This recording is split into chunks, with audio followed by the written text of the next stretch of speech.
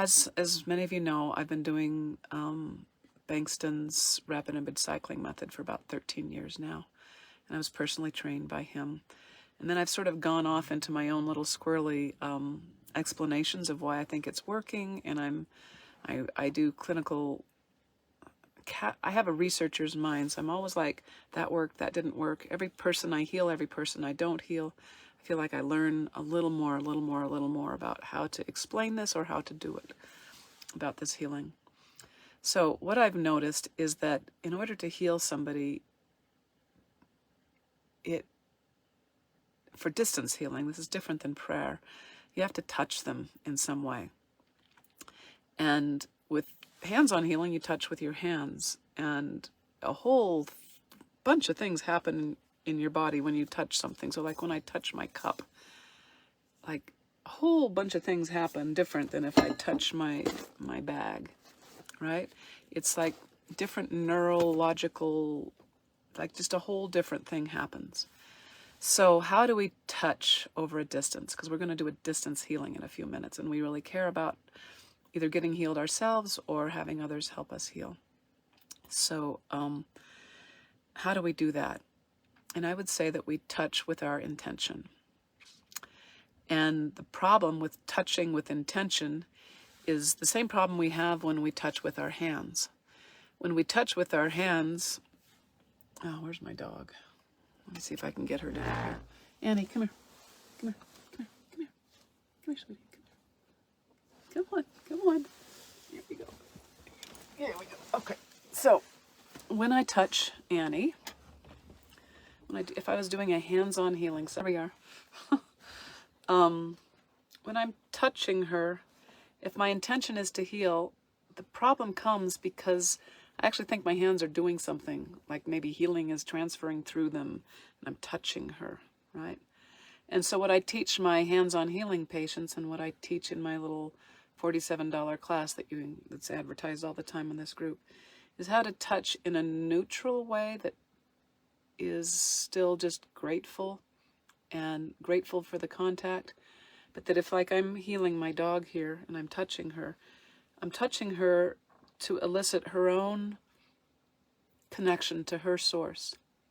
It's not like my hands are inherently healing.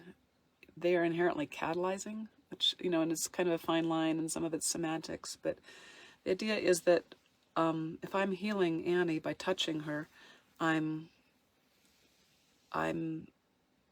causing, like, when I hold her, a lot of different things happen to her than when she's up there on the bed, okay?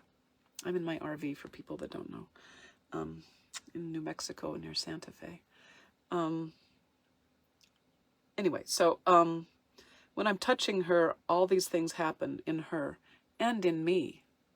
When I'm touching her, I feel connected to her because I'm literally touching her. So how do we do this over a distance? Well, you do it with intention. And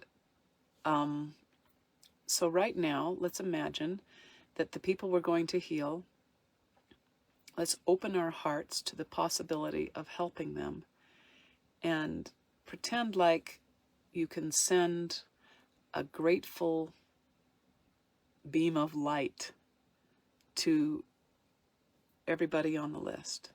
And since we don't know the people on the list, this is pretty cool because we have to do this in a detached way.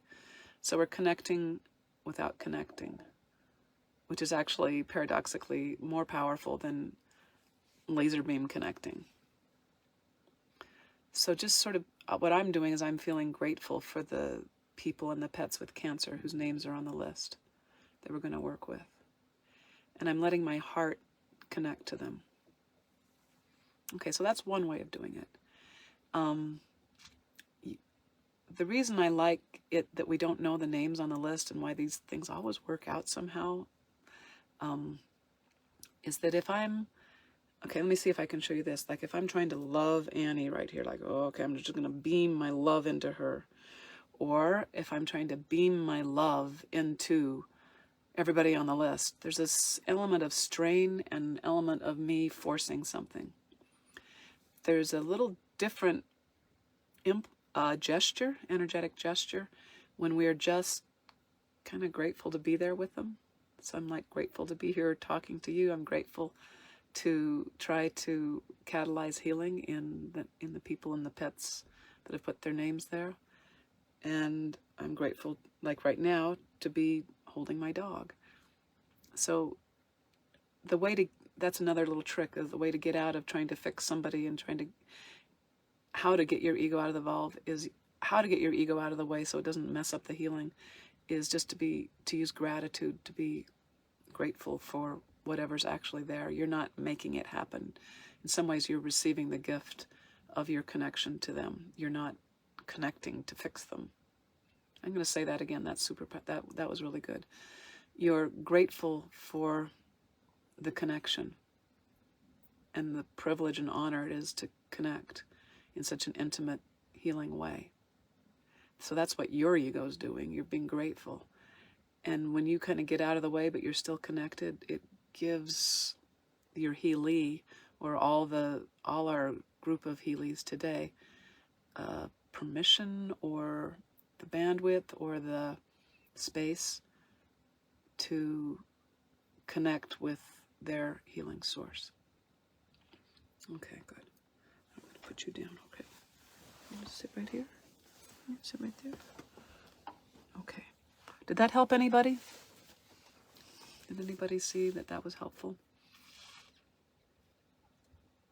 If you're watching this later on YouTube,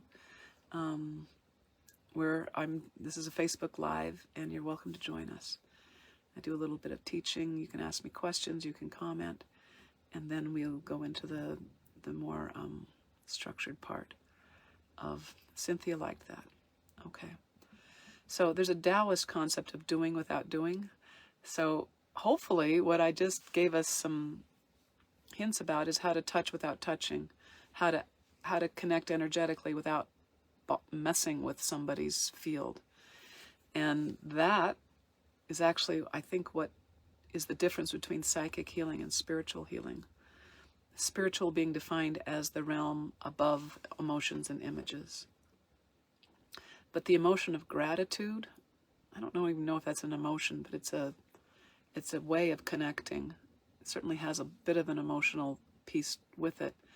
But the detachament's so very, very important, which is sometimes why distance healing works so well, right? Because we are detached. Okay. 𝗙𝗵𝗆 says, for people coming on later, grateful for the connection and what a privilege and honor to be connecting. And then I can't see the rest. All right. Okay, good. All right, so let's see. Just remember as we go into this distance healing that we're not fixing anybody. We don't know how to fix them, at least I don't.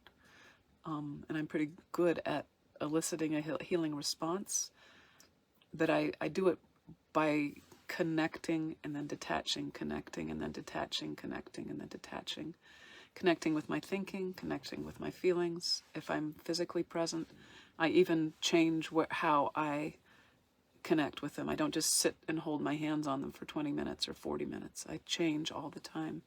So it's important to connect and release, connect and release, connect and release. And if you think of it, this pulsing, this rhythm is it's a natural process. We're not doing anything that nature doesn't do in a million, billion other ways. Angela says, when you're in a state of gratitude, you are perhaps offering a higher vibration, not forcing it, just offering it like, I don't know how to do this. Okay, I can't see the rest. I'll read that later. I'm on my phone because it has better HD. Okay, good. All right. All right, so let's do the healing. If you want to support this work, you can get my book and write a review on Amazon. There Is Another Way, Energy Medicine for Pets with Cancer. It's also my primer for everybody who's doing all my people clients, and most of my clients are people. Well, I guess they're all people, but I train people how to help their animals. But even if a person has cancer, it's a great primer on just, I don't know, helps us have a good, kind of puts it in a good place. So you can help that. You can donate. I can put a donate link later. How else can you help? You can help by participating in the group, by asking questions. This group was originally formed to answer questions about the book so that it could actually help people. Because I think just reading a book, it's often hard to actually translate that into doing something. But if you have somebody just answer a couple little tiny questions, suddenly the book is powerful. So there we go. Oh, Diana says, can I hold my hands on myself for self-healing? What works better is to hold an object and then put the object on you. So like I energetically charge cotton for people.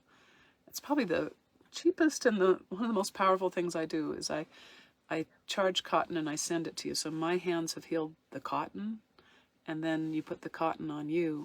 And do that. But like right now, what you could do instead, Diana, is you could hold a cup of water or a beverage, and you could hold this and then drink it or somehow have it near you. And anybody else wants to do that too. In fact, I think I'll do that. It's kind of, you bless your water if you're healing the water. And I don't know, it just creates, some of this is mechanical. There's like circuits and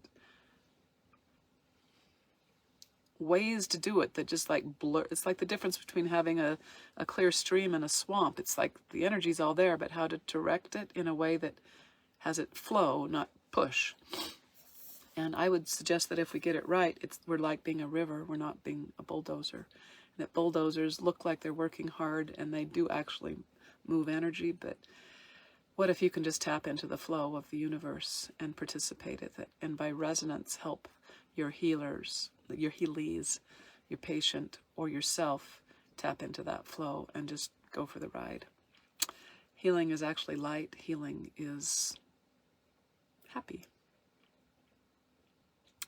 It can also be sad and angry in that, but there's these happy moments to it when you're in the flow. Okay, I'm complicating things. Let's do it. All right. All right. Yeah. Yeah, and Joseph, I would say you could do any object. You could pick up a pen and hold it. People have been using tokens for the realm of beyond emotions and images as a doorway to that for eons of time. I like cotton because you can wrap it around the area and it's so soft and comforting. And really, people do, I send them cotton and it takes away their pain. And then I teach them how to do it, and they're able to do it for their animals or for themselves. And you can also like create mixtures. Anyway, lots of ways to play with cotton. We'll do that another time. Ask me about that, and then I'll do that.